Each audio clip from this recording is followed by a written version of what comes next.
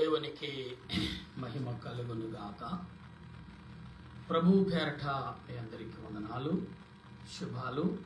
మరణాత.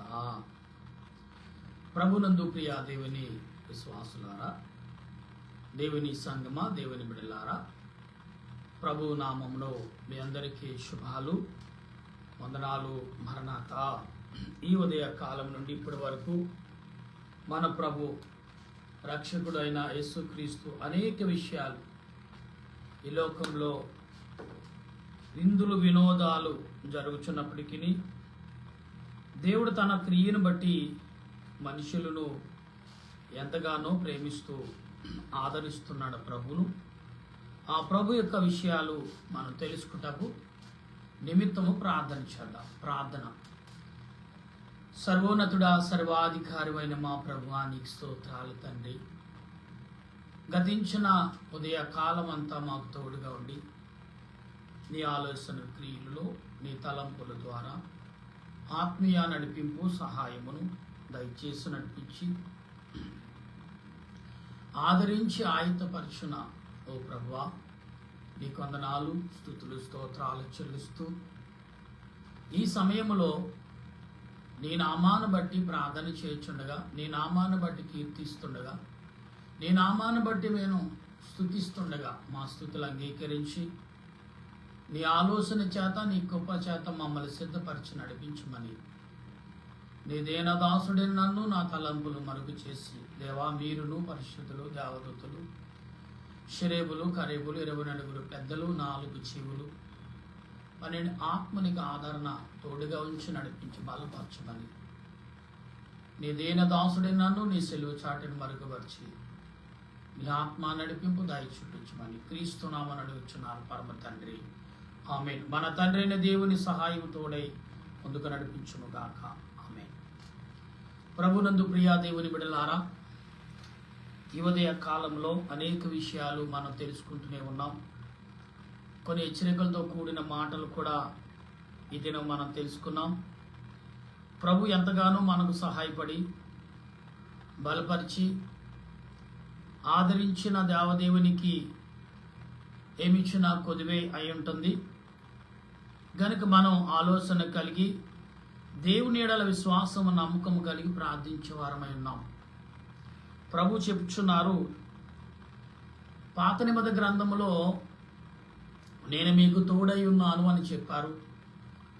కొత్త నిబంధన గ్రంథంలోకి వచ్చినప్పటికీ నేను మార్గమును, సత్యమును, జీవము నేనై ఉన్నానని ప్రభు చెప్పారు. పాత నిబంధన గ్రంథంలో ప్రభు దేవుడు మాట్లాడాడు, నడిపించాడు. కొత్త నిబంధన గ్రంథంలోకి వచ్చినప్పటికీ దేవుడే స్వయముగా తన కుమారునిచ్చి ప్రజల దగ్గరకు వచ్చి ప్రజలతో ప్రయాణం చేసి ప్రజల యొక్క ఆలోచనలు, తలంపులు తెలుసుకుని వారి రీతిని, వారి ఆలోచనను బట్టి ఒక సొల్యూషన్ను, ఒక మార్గమును చూపించారు. అంటే ఆనాడు దేవుడు తెలుసుకున్న క్రియలకును ఈనాడు తెలుసుకున్న ఆలోచనకు చాలా వ్యత్యాసం కనపడుతుంది. ఇక్కడ ఎటువంటి వ్యత్యాసం అంటే, మనుషుల ఎడల అనేకమైన సూచక్రియలు కనబడినప్పటికీ, మానవులు అనేక రకాల ప్రయాణాలు చేస్తున్నప్పటికీ దేవుడు ఏ రకమైన విధానము, విధేయతను చూపిస్తున్నాడు అనే విషయాలు మనం తెలుసుకుంటే, పరిశుద్ధాత్మ దేవుడు ఈనాడు నీ పట్ల, నా పట్ల చూపుచున్న క్రియ ఏదైతే ఉందో అది ఆత్మ సంబంధమైన క్రియ. దాన్ని ఎవరు కూడా మార్చటకును, మార్పు చెందటకు కూడా మనకు అవకాశం లేదు. ఎందుకంటే దేవుడు తన ఆలోచన క్రియలను బట్టే కదా నిన్ను నన్ను నడిపిస్తున్నాడు. దేవుడు తన తలంపును బట్టే కదా నిన్ను నన్ను బలపరుస్తున్నాడు అనే ఆలోచన మనం కలిగి ఉండాలి. కాబట్టి ఈనాడు దేవదేవుడు మనుషులకు పాపము విముక్తిని కలుగజేశారు. అయితే ఇంకా సాతానుగాడు మరలా పాపముతో మనుషులు మబ్బు పెడుతున్నాడు. కాబట్టి ఇప్పుడు స్వయముగానే తన కుమారుడు యేసుక్రీస్తు లోకానికి పంపించి పాపమును విమోచి చేయటకు, పాపమును తొలగించుకొని ఒక అవకాశాన్ని కలిగించుటకు యేసుక్రీస్తు ప్రభు ఈ లోకానికి బాలుడిగా రానియున్నారు ఈ సంవత్సరంలో. గనుక ఎందుకు అంటే ఆనాడు సొల్యూషన్ ఉందా అంటే ఉంది. మనుషులు ఎదిరించుటకు పరిశుద్ధాత్మ దేవుడు మరి అధికారం కలిగి మనుషులకు శక్తినిచ్చాడు. కానీ యేసు ప్రభు వల్ల ఏం కలుగుతుందంటే మనుషులకు ఆత్మ ద్వారా బలాన్ని పొందవచ్చు, పరిశుద్ధాత్మ ద్వారా. కానీ యేసుక్రీస్తు యొక్క రక్తము ద్వారా మన శరీరంలో ఇముడ్ చేశాడు ప్రభు. ఎలాగంటే ప్రతి నెలలో అయితే ప్రతి 3 నెలలకు ప్రతి 2 నెలలకు ఒకసారి తీసుకునే రొట్టె ద్రాక్ష రసం ద్వారా రక్తము ద్వారా మనలో ప్రవేశించి పరిశుద్ధ యేసుక్రీస్తు ప్రభు యొక్క రక్తాన్ని మనలో మన రక్తములో మన శరీరంలో కలిపి విమిడ్చాడు యేసుక్రీస్తు ప్రభు. దాని వలన సాతానును మనం జయించగలుగుతున్నాం, ఈజీగా మనకు మనం జయించగలుగుతున్నాం. దేవదేవుడు అంటే పాతకాలంలో యేసు ప్రభు రాకముందు జయించుకోలేదండి, పరిశుద్ధాత్మ దేవుడు కొన్ని గర్దింపులతో కొన్ని విధానాలతో సాతానుని జయించాడు. కానీ కొంతకాలం వరకు విముక్తిని పూర్తిగా ఇవ్వలేదు. కానీ యేసు ప్రభు వచ్చిన తర్వాత విముక్తి ఎలా పొందాలో ఒక మార్గం, ఒక సూచన యేసు ప్రభు సూచించారు. అందుబట్టి ఎలా మనం చాలా ఈజీగా పాపాన్ని తొలగించుకునే మార్గం ఈ భూలోకంలో మనకు దొరుకుతుంది. ఈరోజు రోమా పత్రిక ప్రియులారా 7వ అధ్యాయంలో మనం సుమారు 25 వచనాలు ఉన్నాయి. కొన్ని వచనాలుగా మనం ధ్యానం చేద్దాం. ఈ యొక్క 7 వచనాల్లో కొన్ని వచనాలు 20 వచనాలుగా ఒకవేళ అవకాశం ఉంటే క్లుప్తంగా మీకు చెప్పడానికి ప్రయత్నం చేస్తాను. అయితే ఇక్కడ మాట్లాడుతున్న ఈ మాటలు మట్టు మనం చదివినప్పుడు దేవుడు మనకు అందిస్తున్న ఈ మాటల్ని మనం ఆలోచనలో తీసుకోవాలి. 7వ అధ్యాయంలో సహోదరులారా, మనుషుడు బతికినంత కాలమే ధర్మశాస్త్రము, మనుషుడి యొక్క ధర్మశాస్త్రము వారి మీద ప్రయాణము పనిచేస్తుంది అంటున్నాడు ఇక్కడ. సహోదరులారా, మీరు బతికినంత కాలం మీకు ధర్మశాస్త్రము ఈ లోకంలో మీకు పనిచేస్తుంది. నేను ఆల్రెడీ ముందు చెప్పాను, దేవుని పరిశుద్ధాత్మ దేవుని కాలంలో ఒక ధర్మశాస్త్రం నియమించాడు. యేసు ప్రభు వచ్చిన ధర్మశాస్త్రం, అదే ధర్మశాస్త్రం ఉంది, కానీ ఇంకా దృఢమైన ఒక గొప్ప అవకాశాన్ని యేసు ప్రభు ధర్మశాస్త్రాన్ని మనకు అందించాడు. ఇప్పుడు పరిశుద్ధాత్మ దేవుని ఆదరణ పొందుతూ యేసు ప్రభు ఇచ్చిన ధర్మశాస్త్ర యొక్క విలువలను మనం పొంది ఉన్నాం. దాన్ని బట్టి సాతానును ఈజీగా చాలా సునయంగా మనం వాడి శక్తులు ఏంటో వాడి బలం ఏంటో మనం ఎలా జయించాలో తెలుసుకోగలుగుతున్నాం. ఇక్కడ ఏమంటున్నాడంటే, నీది మీకు తెలియదా, ధర్మశాస్త్రం అంటే ధర్మశాస్త్రం ఎరుగున మీతో నేను మాట్లాడుచున్నాను. అంటే ధర్మశాస్త్రం లేఖనం తెలిసిండి, పాపమేంటో తెలిసి, మంచేంటో తెలిసి, శోధన ఏంటో తెలిసి, కీడేంటో తెలిసి, సత్యమేంటో తెలిసి, అసత్యమేంటో తెలిసిండు మనం తెలియనట్టుగా ప్రవర్తిస్తున్నామేమో. అందుకే మాటను మీకు అన్ని ధర్మశాస్త్రం యొక్క విషయాలు తెలుసు కదా అన్నప్పుడు, భర్త గల స్త్రీ బ్రతుకున్నంత కాలము ధర్మశాస్త్రము అతనికి బద్ధురాలుగా ఉండు. అంటే భర్త కలిగిన స్త్రీ భర్త బ్రతుకున్నంత కాలం భర్తకి లోబడిన తనం, బద్ధురాలంటే లోబడే విధానం ఉండాలి భార్యకు. అయితే ఇక్కడ ఏమంటున్నాడు చూడండి, చనిపోని ఎడల భర్త విషయమైన ధర్మశాస్త్రము నుండి ఆమె విడుదల పొందిను. కాబట్టి అంటే ఇక్కడ చూడండి, భర్త బతుకున్నంత కాలం ఆమె భర్తలోనే, భర్త యొక్క స్వాధీనములోనే ఆ స్త్రీ ఉంటుందని పత్రిక గ్రంథంలో రాయబడుతుంది. అయితే భర్త చనిపోయిన తర్వాత ఆమె ఏమవుతుందంటే విడుదల పొందుతుంది. అంటే స్వేచ్ఛను తనకు తానుగా నిర్ణయం తీసుకోవడానికి అవకాశం ఉంది. ఎలా భర్త వారు అత్తమామలు కానీ వారి యొక్క ఆలోచనలు పనికిరావు ఇక్కడ. ఎందుకు అంటే చెప్తున్నాడు కదా, భర్త ఉన్నంత కాలం భర్త యొక్క ఆధీనంలో ఆ స్త్రీ ఉంటుంది. భర్త చనిపోతే తన సొంత నిర్ణయంలోకి ఆమె వెళుతుంది. ఆమెకి పిల్లలు కలిపి తన సొంత నిర్ణయాలతో, తన సొంత ఉద్దేశంతో తన పిల్లలను పెంచుకోవాలని ఇక్కడ లేఖనం సూచించుచున్నది. అయితే బ్రతికి ఉండగా ఆమె వేరొక పురుషుని చేరినెడల వ్యభిచారిణి అనబడును. ఇక్కడేముంది, భర్త బ్రతుకున్నప్పుడు అదే బయటికి వెళ్ళి వేరొక పురుషుడితో మరి చేవించినడు అవి వ్యభిచారి అని ముద్రేయబడుతుంది భర్త బ్రతుకున్నప్పుడు. కాబట్టి ఈనాడు మరి ఆ విషయాలు లోతుగా వెళ్తే చాలా రకాలుగా ఉంటుంది, కానీ మనకొద్దు. ఇక్కడ దాని భావం ఏంటో తెలుసుకుందాం. చనిపోయిన ఎడల ఆమె ధర్మశాస్త్రము నుండి విడుదల పొందిన గనుక వేరొక పురుషుని వివాహము చేసుకును వ్యభిచారిని కాకపోవును. అంటే ఇక్కడ ఆమె భర్త చనిపోయినప్పుడు ఆమె అంగీకారంతో వేరొక పురుషుణ్ణి ఆహ్వానించుకోవచ్చు, అంటే వివాహం చేసుకోవచ్చు. సహజీవనము కాదండి. ఇక్కడ ఈ మొదటి పురుషుడు చేసుకున్న పురుషుడు చనిపోయినప్పుడు ఆమె మరొక వివాహం చేసుకుని జీవించవచ్చు. కానీ వివాహం చేసుకోకుండా వేరొక పురుషుడిగా చేసుంటే అది వ్యభిచారి అని పిలువబడుతుంది. లేని ఎడల ఆమె వివాహం చేసుకుంటే ఆమె వ్యభిచారాలు కాదు అని చెప్తున్నాడు. అంటే ఇవాళ చాలా మంది ఇవాళ ఎలాగుందంటే టెక్నాలజీ పెరిగి చాలా భయంకరమైన మరి ప్రవర్తనలు ఈ లోకంలో మనం చూస్తున్నాం.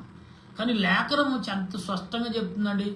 స్త్రీ పురుషుల యొక్క జీవిత యొక్క ప్రయాణంలో దేవుడు ఎంతో స్పష్టంగా అపోస్తుడైన పౌలు అందిస్తున్నాడు మనకి. అయితే ఇక్కడ గమనించండి, నా సహోదరులారా, మనము దేవుని కొరకును బలమును ఫలించినట్లు మృతుల నుండి లేపబడిన క్రీస్తును వేరొక చేరుటకై మీరును ఆయన శరీరము ద్వారా, ఇక్కడ ఏమంటాడు చూడండి, మీరును ఆయన శరీరము ద్వారా ధర్మశాస్త్రమును క్రియలు కలిగి మృతులనైతిరి. అంటే మనము దేవుని యొక్క ధర్మశాస్త్రం లోబడి మృతులు చనిపోయినా కానీ దేవుని బిడ్డలం అవుతాం. దేవుని యొక్క ధర్మశాస్త్రానికి లోబడకపోతే ఈ వాక్యాన్ని బట్టి నాకు అర్థమైన విషయం ఏంటంటే, మనం అపవాద సంబంధులు కానీ బాప్తీసం పొందినప్పుడు ఖచ్చితంగా దేవుని బిడ్డలమే.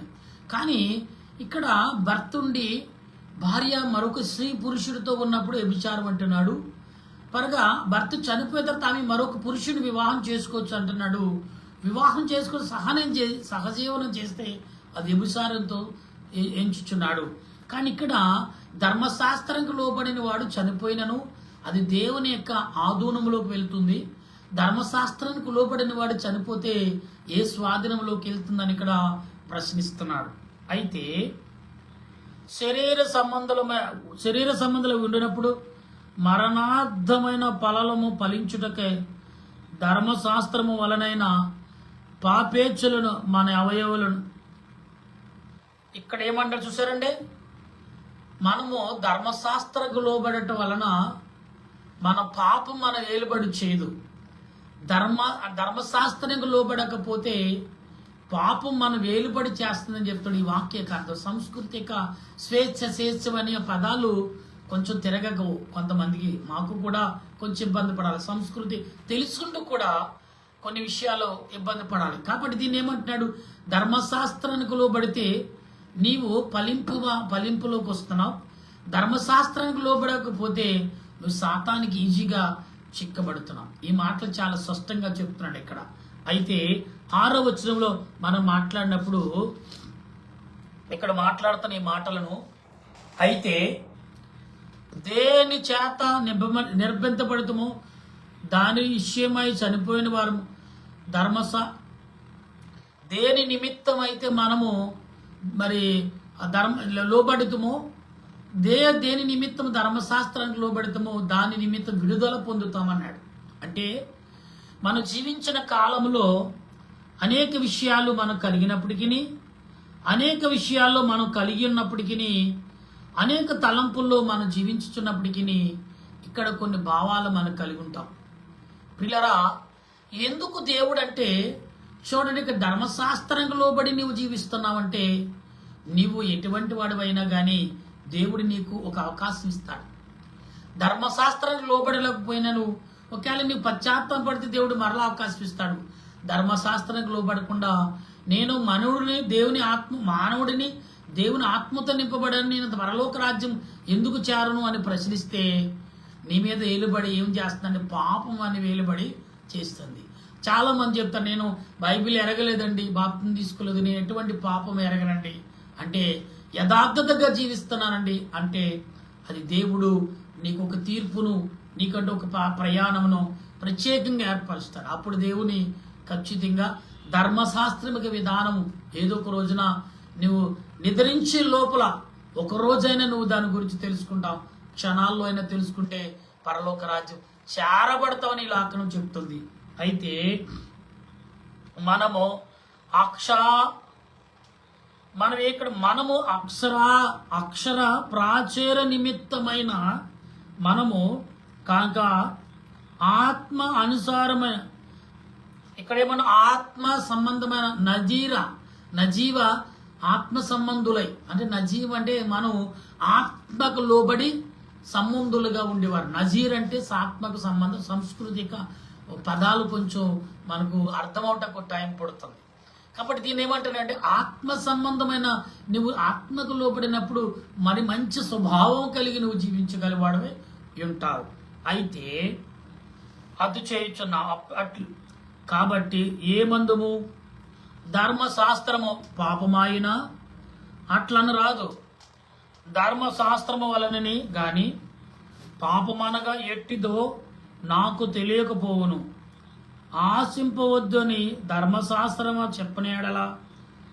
ఇక్కడేమన్నాడు చూసారా, ధర్మశాస్త్రం ఆశించకుండా ఉండకుండా ధర్మశాస్త్రం చెప్పనేయాలా అంటే ఎలా చెప్తుంది ధర్మశాస్త్రం అంటే నీవు ధర్మశాస్త్రానికి లోబడ్డప్పుడు ధర్మశాస్త్రము అసత్యమని ఎలా చెప్తుంది? నువ్వు న్యాయం ఉంటేనే కదా నువ్వు ముందుకెళ్తా. నీలో ధర్మశాస్త్రానికి లోబడ్డావు, ధర్మశాస్త్ర విధి విధానాలు తెలుసు కాబట్టి నీకు ధర్మశాస్త్రం నిన్ను ఆటంకపరచదు. ఎప్పుడు ఆటంకపరుస్తుంది అంటే నువ్వు మూర్ఖత్వంగా వెళ్ళినప్పుడు ధర్మశాస్త్రం నిన్ను వెనక్కి లాగుతుంది. నువ్వు చేసేది కరెక్ట్ కాదబ్బాయి, ధర్మశాస్త్రానికి విరోధంగా చేస్తున్నావు కాబట్టి నీవు ఇప్పుడు చేస్తావు. ధర్మశాస్త్రం నీకు అంతా తెలుసు కానీ ఇప్పుడు చేస్తే నువ్వు తర్వాత ధర్మశాస్త్రానికి నేను లోబడ్డానని చెప్పడానికి అధికారం నీకు లేదు అని ఇక్కడ లేఖనం ద్వారా అపోస్తులైన పౌలు చెప్తాడు. అంటే దేవుడు ఎంత స్పష్టంగా చెప్పాడు సార్, ఆత్మ స్వభావం కలిగి ఆత్మ విషయుడై ఆత్మకు లోబడిన వాడివై ఉండి దేవుని యొక్క ధర్మశాస్త్రానికి లోబడితే అది నిన్ను రక్షించుకుంటుంది, నిన్ను బలపరుచుకుంటుంది, నిన్ను చేరవలసిన చోటకు చేరుస్తుంది. కానీ ధర్మశాస్త్రం లోబడి నీ పద్ధతులను విధాలను మార్చుకోకపోతే రేపొద్దున ధర్మశాస్త్రం అంటది నువ్వు లోబడిన ప్రయోజనం ఏముంది, నువ్వు చేసిన క్రియలు ఏమైనాయి, నువ్వు చేసావు కానీ ఎందుకు వ్యర్థమే కదా అనే విధములో మాట్లాడుతుందంట. అయితే నీకు తెలియకపోవును. అయితే పాపము ఆజ్ఞను హేతువు చేసినని సకల విధములైన చూడండి, సకల ఆత్మ మనకు ప్రేరేపణ కల్పించినప్పటికీ సకల విధములైన దురాలోచన దురమాటలు మనకు కల్పించను కదా అంటున్నాడు ఇక్కడ. అయితే ధర్మశాస్త్రము లేనప్పుడు పాపము మృతము. ఇక్కడ ఏమంటారా, ధర్మశాస్త్రము లేనప్పుడు నీలో పాపము మృతము అంటే పాపం నిన్ను నిలబడి చేస్తుంది. నీలో ధర్మశాస్త్రం అనేది లేకపోతే, నీతి నిజాయితీ యథార్థత నీలోకి లేకపోతే ఏం చేస్తావంట, పాపము మృతము అంటే పాపానికి నువ్వు దాసుడు అయిపోయావు. ఎస్, అందుకే నేను క్రైస్తవుడిని, నేను ఇలాంటి వాడిని అలాంటి వాడిని అనుకుని ఓ క్రైస్తవిక సంఘమా, ధర్మశాస్త్రం అంటే దేవునితో జీవించే గ్రంథం. ధర్మశాస్త్రం అనే పదము దేవుని దగ్గర నుంచి వచ్చిన పదం, నువ్వు నేను ఏర్పరచుకున్న పదాలు కాదు. ఈ లోకంలో నువ్వు నేను ఏర్పరచుకున్న కొన్ని నియమాలు ఉన్నాయి, అవి ధర్మశాస్త్రాలుగా మనం అంగీకరించవచ్చు. ఏదంటే శాసనాలు ఉన్నాయి కొన్ని, మనం రాసుకున్నాయి కొన్ని, కొందరు అనేకులు కలిపి రాసిన కొన్ని, అవే రాజ్యాంగాలు అంటాం, అయ్యే ధర్మ గ్రంథాలు అంటాం. ఇవి కొంతవరకే మనల్ని కాపాడగలవు. కానీ ఇక్కడ లేఖనం ఏదైతే చెప్తుందో ధర్మశాస్త్రం, అది ఏదైతే ధర్మశాస్త్రానికి ఎప్పుడైతే నువ్వు లోబడుతున్నావో, ఇది ఈ ధర్మశాస్త్రము లోకమనే కాదు పరలోకమును కూడా ఏలుబడి చేసే ధర్మశాస్త్రం. ఇది దేవుని యొద్ద నుంచి వచ్చినది. ఈ ధర్మశాస్త్రం దేవునితో సంబంధమైన ధర్మశాస్త్రం. ఇది పరలోకమును నుండి పరలోకం ఉండగలదు, భూలోకమును కూడా ఏలుబడి చేయగలే ధర్మశాస్త్రం. ఈ ధర్మశాస్త్రానికి బాగా గ్రహించిన వారు ఏం చేస్తారంటే దానికి లోబడి మాట్లాడుతూ ఉంటారు. ఎలాగ మాట్లాడతారు అంటే, ఇప్పుడు నేను ధర్మశాస్త్రము లేకుండా చేసిన గాని ఆజ్ఞ వచ్చినప్పుడు పాపమునకు మరలా జీవ వచ్చును. నేనైతే చనిపోయితేని అప్పుడు జీవార్థమైన ఆజ్ఞ నాకు మరణార్థమైన అని కనబడెను. ఏలయనగా పాపము ఆజ్ఞను ఏతువు చేసుకుని నన్ను మోసపరిచి దాని చేత నన్ను చంపిను. ఇక్కడ ఏమన్నాడు? ఇక్కడ చూడండి ఏమంటున్నాడు. కాగా నేను ధర్మశాస్త్రంకు లోబడకుండా పాపమునను ఒకవేళ ధర్మశాస్త్రం లోబడకపోతే పాపమునను ఏలుబడి చేసును. చెప్పేశాడు కదా ఇక్కడ. నేను మొదటి నుంచి పాపం ఏలుబడి చేస్తుందని అంటూనే ఉన్నాను. దేవుని ఆత్మకును పరలోక సంబంధమైన ఆత్మకు లోబడినప్పుడు మనము ధర్మశాస్త్రానికి ఆటోమేటిక్గా ధర్మశాస్త్రం నీ వెనకే ఉంటుంది. దూతలు పట్టుకుని ఈ ధర్మశాస్త్రం లోబడమని దూతలు చెప్తాయంట. ఎలా చెప్తాయి? ఆత్మ సంబంధమైన విషయాలుగా నీకు ప్రకటన చేస్తాయి. ఎందుకు అంటే ప్రియులరా, ధర్మశాస్త్రమును నీకు ఈ ధర్మశాస్త్రం పని ఏంటంటే నిన్ను పరలోకం చేర్చడమే ధర్మశాస్త్రం యొక్క పని. ఇది ఈ లోకాన్ని విడిచిపెట్టే ధర్మశాస్త్రం కాదు. మనకు ధర్మశాస్త్రం అని దేవుడు ఆ ధర్మశాస్త్రానికి లోబడి యేసు ప్రభు ఈ లోకానికి వచ్చాడు. ఆ ధర్మశాస్త్రాన్ని సరిచేయటకు, ఆ ధర్మశాస్త్రాన్ని స్పష్టపరచుటకు, బయలుపరచడానికి ఈనాడు యేసు ప్రభు ఈ లోకానికి వచ్చాడు.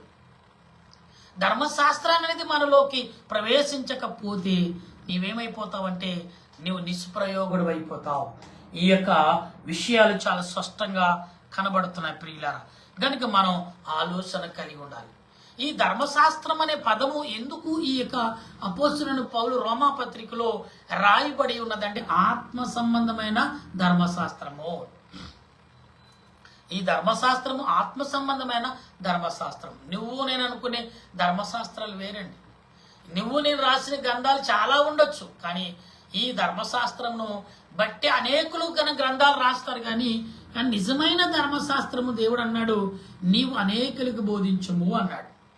నీవు నిజమే రాయొచ్చు. దేవుడు నీకు ఇచ్చే జ్ఞానాన్ని బట్టి ఆ సమయంలో నువ్వు దేవునికి ఎలా లోబడుతున్నావో ఆ లోబడే విధానాన్ని బట్టి దేవుడు కొన్ని ఆలోచనలు నీకు పుట్టిస్తాడు. అది కొన్ని మాటల రూపంగా చెప్తే అప్పుడే కొందరు వినొచ్చు, కొందరు వినకపోతే అదే రాత రూపం అనుకో, నీ తర్వాత కూడా ఆ మాటలు అనేకులు వినగలుగుతారు. ఇది బైబిల్లో నుంచి వచ్చిన కొందరు అయితే బైబిల్లో నుండి చదువుతున్నప్పుడు వచ్చే ఆత్మవిశ్వాసాలు. ఒక అధ్యాయం మనం చదువుతాం అనుకుందాం సపోజు. అప్పుడు వచ్చినప్పుడు నీకు రకమైన తలంపు వచ్చింది, అదే అధ్యాయం నేను చదువుతాను. నువ్వు చదివినప్పుడు నీకు ఆలోచన వచ్చింది, అది రాసావు. తర్వాత మరొకరు దాన్ని చదివారు, అది కరెక్టో కాదని అధ్యాయంతో సహా అక్కడ రాస్తావు కదా నువ్వు. అధ్యాయం నేను చదివినప్పుడు దేవుడు అదే అధ్యాయం నీకు ఒక రకంగా ఆలోచన పుట్టించాడు, నేను చదివినప్పుడు మరొక ఆలోచన నాకు కలుగుతుంది. అందుకనే ఒక అధ్యాయము ఒక వచనం కూడా ఎన్నో 100 కోణాలలో మనం గమనించాలి. 4 దిక్కుల కోణాలు కలిగిన మన సృష్టి ఉంది కాబట్టి ఈ 4 దిక్కుల కోణాలు కలిగిన 4 దిక్కుల తలంపులు కలిగి మనం ఈ లేఖనాన్ని ఈ ధర్మశాస్త్రం ఒకసారి పరిశీలన చేసినప్పుడు అది రాజు సింహాసనం మీద కూర్చుండే ధర్మశాస్త్రం, అది ఏలుబడి చేసే ధర్మశాస్త్రం, అది నడిపించే ధర్మశాస్త్రం, అది నీకు జ్ఞానము నేర్పే ధర్మశాస్త్రం, అది నిన్ను బలపరిచే ధర్మశాస్త్రం, నిన్ను ఎక్కడి నుంచి తీసుకెళ్లి ఎక్కడికి చేర్చాలో చేర్చే ధర్మశాస్త్రం. ఇది అన్నాడు. ఒకవేళ నువ్వు మర్చిపోయి అన్నాక మనం చదువుకున్నాం కదా ఈ 9-10 వచనాలు ఏమని, ధర్మశాస్త్రానికి నువ్వు లోబడిన ఎడల అది నేనేం చేస్తాంటే పాపము నేను ఏలుబడి చేస్తుంది. ధర్మశాస్త్రానికి ఎప్పుడైతే లోబడ్డావో పాపం ఏలుబడి చేయటకు అధికారం లేదు. ఒకవేళ ఉన్నా కానీ ఆటోమేటిక్గా కాళ్ళకు మట్టి అట్టుకున్నప్పుడు నదిలోకి వెళ్ళి మనం ఎలాగైతే ఇదుపుకుని కడుక్కుంటామో ఒకసారి బురద అడ్డించుకుని నదిలో నిలబడండి వెళ్ళి ఆటోమేటిక్గా నీటి తాకిడికి ఏమవుతుందండి ఆ బురద చాలా మట్టికి కాలాలు ఇదిపితే చాలు మొత్తం వెళ్ళిపోతుంది. అప్పుడు కాళ్ళ మీద కాలు వేసుకుని నిలబడే కాళ్ళు కడుక్కునే వారు కూడా ఉంటారు. ఎందుకంటే పరిశుద్ధాత్మ దేవుడు ధర్మశాస్త్రం ఎటువంటిదంటే పాపమును నీలో ఉండకుండా చేస్తాడు. ఎందుకంటే నువ్వు ధర్మశాస్త్రానికి ఎప్పుడైతే లోబడ్డావో అందుకే ధర్మశాస్త్రమును నెలకొల్పుటకును బలపరచుటకు యేసుక్రీస్తు ఈ లోకానికి బాలుడిగా మన మధ్యకు వచ్చాడనే విషయాన్ని మర్చిపోవద్దు. నా ప్రియమైన దేవుని సంగమా, ప్రియులరా, ఆలోచన కలిగి ధర్మశాస్త్రం అనే పదములో దేవుడు ఎందుకు ఈ మాటలు నీకు నాకు వివరిస్తున్నాడు, ఎందుకు ఈ మాటలు చెప్తున్నాడు? అంటే మనం రాత్రి ఉదయకాలం చెప్పుకున్నాం కదా, ధర్మశాస్త్రం అనే పదములో దేవుడు దావీదు కీర్తన ద్వారా మాట్లాడుతున్న మాటలు 91వ కీర్తనలో 16వ వచనంలో ఏమన్నాడు? అతడు నాకు మొరపెట్టినప్పుడు నేను అతనికి ఉత్తరం ఇస్తాను అన్నాడు 15వ వచనంలో. తర్వాత ఏమన్నా? అతడు మొరపెట్టిన ఉత్తరం ఇచ్చాను, శ్రమలో నేను అతనికి తోడేయండి, అతను బలపరచదు, దీర్ఘాయుష్యత నేను తృప్తిపరచదు. అంటే ఎందుకు? నువ్వు ధర్మశాస్త్రానికి లోబడ్డావు, ఆత్మ సంబంధముగా జీవిస్తున్నావు, దేవదేవునికి లోబడి జీవిస్తున్నావు, దేవుని కుమారుడికి లోబడి జీవిస్తున్నావు. కాబట్టి నేనేం చేస్తాడంట? శ్రమలో నీకు తోడై నేను దీర్ఘాయుష్యు చేత నిన్ను తృప్తిపరుస్తాను. నీకు లోటు లేకుండా, మరి బాధ లేకుండా, చింత లేకుండా, ఆరోగ్య విషయంలో, అంటే తలంపు విషయంలో, క్రియల విషయంలో, శరీర సంబంధంగా నువ్వు చేసే ప్రతి ఈ లోకంలో ఏదైతే తలస్తున్నావో ప్రతి విషయంలో ఆదరణ, ఫలము, శక్తియు, కృపయు, ఆశీర్వాదము నీకు సమకూరుస్తాడు దేవుడు. అటువంటి ఆలోచన ఈ దినమున నీకు నానందరికీ అందించి ఆయన రాకడకు మనందరినీ సిద్ధపరచును గాక. ఆమె చిన్న ప్రార్థన. దయగల దేవా, నీ కొందనాలు, స్తోత్రాలు తండ్రి. ధర్మశాస్త్రానికి లోబడిన మనుషుడిగా వచ్చి నీవు కూడా ధర్మశాస్త్రాన్ని గౌరవించి ఆనాడు మోసే రాసిన ధర్మశాస్త్రాన్ని కొట్టివేయకుండా దాన్ని బలపరుస్తూ నీవు దాన్ని వెంబడిస్తూ అది ఎలాగ పొందాలో, ఎలాగ నడవాలో, ఎలా నడిచి జీవించాలో నువ్వు చక్కటి చూపించిన దేవానికి స్తోత్రాలు. ఈనాడు ధర్మశాస్త్రము తెలుసుండి కొందరు ఎలాగో వాడుకోవాలో తెలియక, ఎలా ఉపాయించాలో తెలియక అల్లాడిపోతున్నారు. కానీ ఈ ధర్మశాస్త్రము నీతిని బోధిస్తుంది, ఈ ధర్మశాస్త్రం జ్ఞానము చెప్తుంది, ఈ ధర్మశాస్త్ర చక్కటి మాటలను వివరిస్తుంది. అటువంటి వివరణ బోధలు ఈ ధర్మశాస్త్ర ధర తెలుసుకోగల మనస్సును ఈనాడు ప్రజలందరూ అందించి నడిపించమని నిదేన దాసుడని నేను చేర్చు నా ప్రార్థన అంగీకరించి బలపరిచి మహిమ పొందమని. దేవా, నా దేశాన్ని, నా దేశ ప్రజలను, లోకములో అనేకమైన ధర్మశాస్త్రాల గ్రంథాలు ఉండొచ్చు, రాజ్యాంగం ఉంది, అనేకులు రాసుకున్న రాజ్యాంగాలు, రాష్ట్రానికి ఒక గ్రంథాలు ఉన్నాయి, శాసన హాలుల్లో అనగా పార్లమెంట్లో, శాసన సభ్యుల్లో మరి నాయన అనేకమైన కొన్ని శాసనాలు, కొన్ని నియమాలు రాసుకుంటారు. దాని మందు నడిచే వరకు అందరూ, దాన్ని పాటించే వరకు అందరూ, దానిది విలువలుగా చూసే వరకు అందరూ. కనుక ఈ దాలు నీ బిడ్డలుగా మేము ఈ దేశంలో నీ బిడ్డలుగా మరి నా ఇండియా దేశ ప్రజలమైనప్పటికీ నీ ఆత్మను, నీ లేఖనమును, నీ శాసనాలకును, అలాగే ధర్మశాస్త్రంలో లోబడిన బిడ్డలుగా మేము జీవిస్తున్నాం. అయితే మా జీవితంలో నీవే ఆదరణ, సహాయం అనుగ్రహించి బలపరిచి నడిపించమని నీ దీన దాసుని నేనును చేర్చున్న నా ప్రార్థన, నా దేశ ప్రజల ప్రార్థన, నా దేశ పెద్దల ప్రార్థన, నా దేశ నాయకుల ప్రార్థన, చిన్నవారుకు, పెద్దవారుకు, గొప్పవారుకు, ధనికులకు అందరకు క్రిస్మస్ ఆనందమును ఈ 2026లో కల్పించి, విషాదము నుండి తప్పించి, కన్నీటి నుండి తప్పించి, సజీవులుగా మరొక దినమున, మరొక సంవత్సరములో ఈ పండుగ దినాల్లో నడిచే కుటుంబాలకు, దుఃఖములో, వేదల్లో ఉన్న కుటుంబాలకును వాదార్పును, ధర్మశాస్త్రక విలువలను, బలాన్ని సంపాదించే శక్తిని నీ లేఖనము ద్వారా అందించి, ఎందరైతే నా సహోదరులు, తల్లులు, తండ్రులు, తానైనా బంధుమిత్రులుగా ఉండి వింటున్నారే మాటలు, నీ మాటలను అంగీకరించి నీవే ప్రకటించిన చేస్తున్నావు, నీవే మాట్లాడుతున్నావని నమ్ముతూ మా రక్షకుడును ప్రభు అయిన యేసుక్రీస్తు యొక్క నామమున ప్రార్థన చేయుచున్నాను పరమ తండ్రి, ఆమేన్. పరలోక మా పరమ తండ్రి, నామను పరిశుద్ధపరచునుగాక, నీ రాజ్యం వచ్చునుగాక, నీ చిత్తం పరలోకమందు నెరవేరినట్లు భూమి యందు నెరవేరును గాక. మనందరూ మాకు దయచేయము. మళ్ళా ప్రార్థన చేసిన వారిని క్షమించిన ప్రకారం మా ప్రార్థనలు క్షమించి మమ్మల్ని శోధనకి ఇంటి తప్పించము. రాజ్యము, శక్తి, మహిమ నిరంతరము తండ్రి, ఆమేన్. ఏసురత్నమే జయము, అపవాదికులం, ప్రవేశరత్నమే జయము, అపవాదికులం, ప్రవేశరత్నమే జయము, అపవాదికులంతకు నాశనం. హల్లెలూయా, హల్లెలూయా, స్తోత్రం, స్తోత్రం. ఆమేన్, ఆమేన్, ఆమేన్. మన తండ్రి అయిన దేవుని ప్రేమ, త్రియేక దేవుని సన్నిధి, పరిశుద్ధాత్మిక ఆదరణ ఇప్పుడు ఎల్లప్పుడు సదా తోడుగా ఉండి ఆయన రాకడకు సిద్ధపరచును గాక. ఆమేన్, ఆమేన్, ఆమేన్. మీ అందరికీ వందనాలు. మరణాతా.